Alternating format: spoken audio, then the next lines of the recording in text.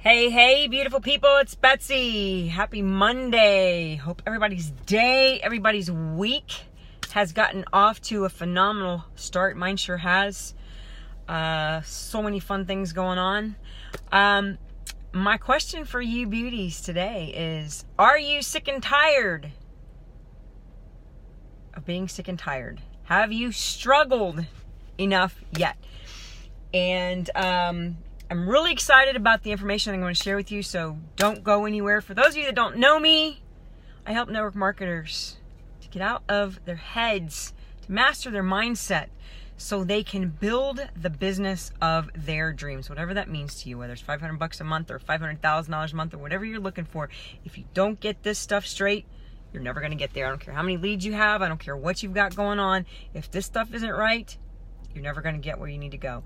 And today I'm going to talk about a topic, and it's probably not all that glamorous, but it's something that needs to be discussed. And I can assure you that it's totally relevant to your business and actually to every area of your life, especially those areas of your life that aren't where you want to be right now.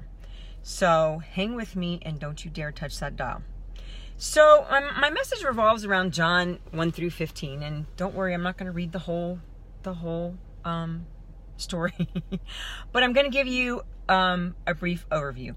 And in Jerusalem, there was this pool of Bethesda, and there were these porches all around, and all these people would come that were sick. They had all types of diseases and all kinds of things that were going on, and they would lay there. And once a year, an angel would come, and they would stir up the pool, and whoever was the first one that got in the pool was the one that was able to get healed.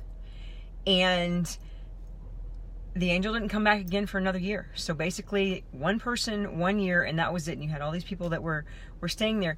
So Jesus is walking by, and he sees this man, and he's laying there on the porch.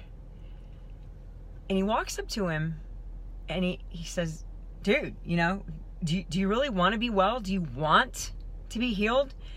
And so this guy starts giving him this, song and dance like we all do, well, I don't have anybody that can put me down there. Every time the angel comes, somebody always gets down there before me, just whine.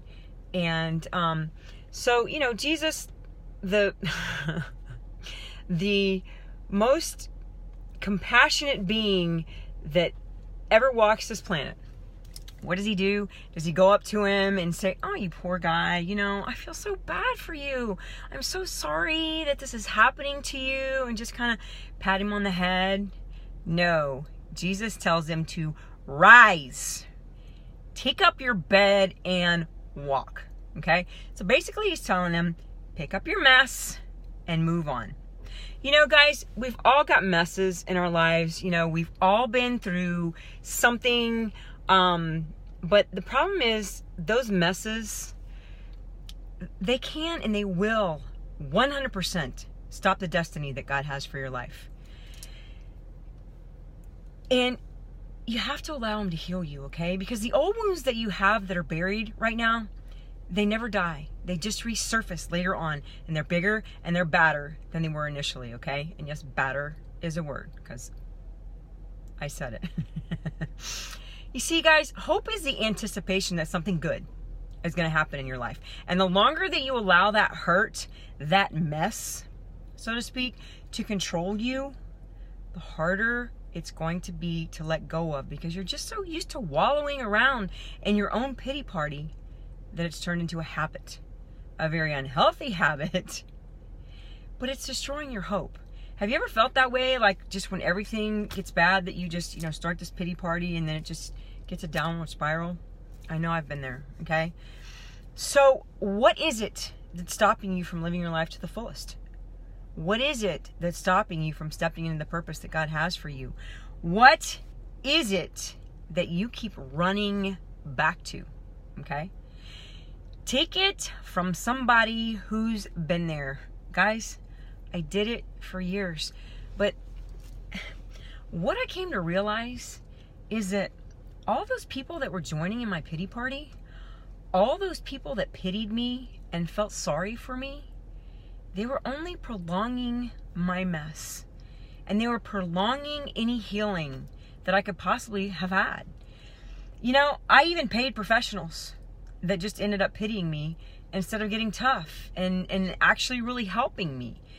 And that was nothing but a total waste of time and a big fat waste of money. You see, you don't need people to feel sorry for you. You need people that are going to love you enough to say, I will help you in any way that I possibly can. But I'm not going to join your pity party, because my joining your pity party is just going to keep you stuck down there, okay? It's only going to keep you stuck in the mess that you really don't want to be in, but you don't know how to get out of. And this may step on your toes a little bit, but you just might enjoy the attention that you're getting while you're down there, because I know I sure did.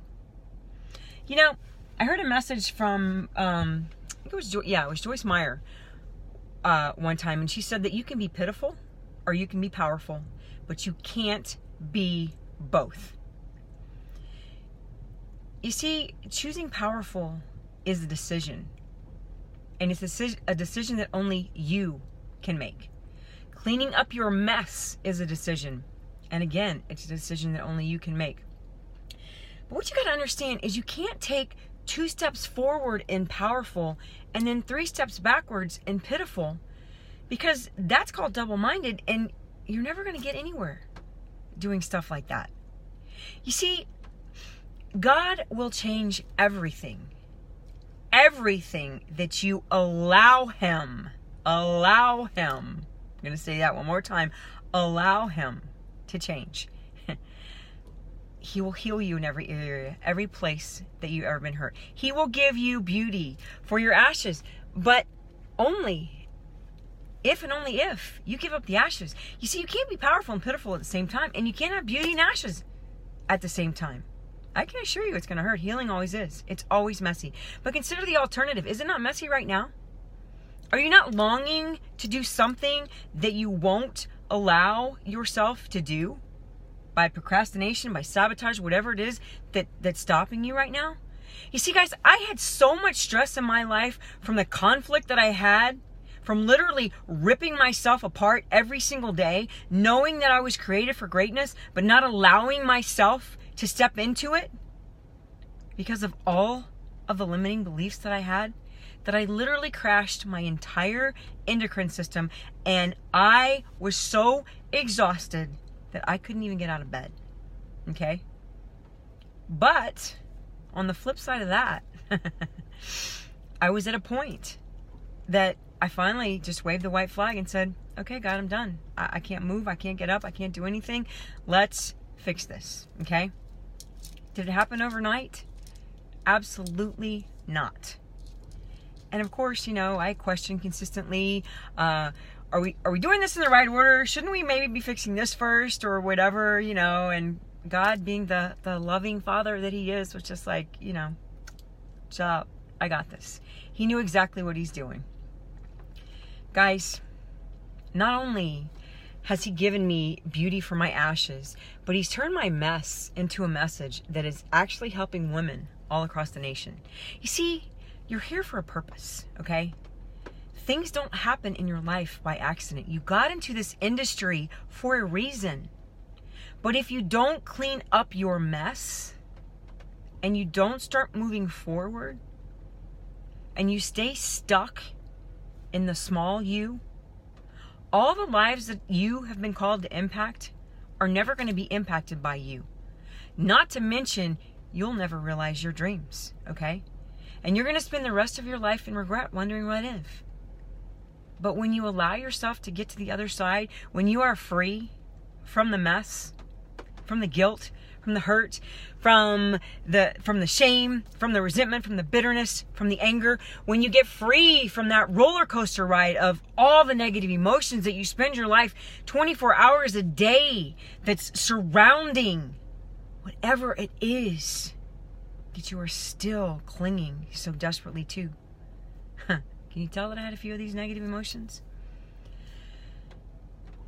You will be so glad that you went through it and you allowed God to do it.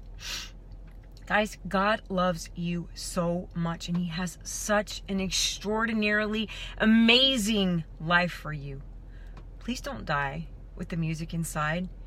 Don't live a life of regret. I promise you, it's worth doing whatever you have to do to get to the other side. Guys, I've spent 17 years walking through this process. 17 years. And when I look back to where I was 17 years ago, I am so far from where I was back then. Of course, I'm not where I want to be. I don't think we ever get there. We're always striving to get better every single day. We're on a journey. You know, life is not reaching a specific destination. It's how you grow, the person that you grow into along the way. And if you knew me 17 years ago, you wouldn't really probably want to know me, because I was one of the most miserable people on planet Earth. If God can do it for me, I assure you He can do it for you. But He needs a willing vessel. So take that white flag and surrender. Tell Him that you need Him, and He'll help you through it. And guys, please know that I am here for you anytime. If you need prayer, if you want to reach out to me, and you know, if you're not sure what to do, if you don't have a relationship with God, if you're just not sure how the process works, I'm happy to help you in any way that I can. Feel free to shoot me a message, and I'll do whatever I can to help you. So guys, I hope this was helpful information for you. If it was, I'd appreciate it if you'd share it with somebody that you think might benefit. Really appreciate you taking the time to watch. Have an awesome day. Take care. God bless.